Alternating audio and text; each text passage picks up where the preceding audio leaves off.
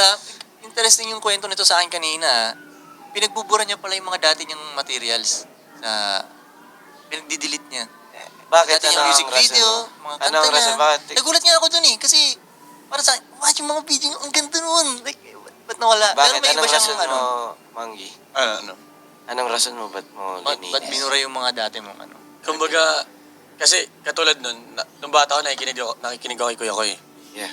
Ngayon, kung yung mga video niya bigla niyang tinanggal, bilang akong bata, ala, ba't tinanggal yun? Bugay na Kuya Koy yun. Gusto niya mangyari yun sa mga Ganong epekto ang gusto mo. Oo, gusto niya ganong epekto to. Bakit tinanggal niya? Ibang POV din, no? Ibang approach niya. Oo, eh, no? ibang approach din, oh. Yeah. Ngayon, sabi ng bata, Aring Manggi, ba't mo yan, ano?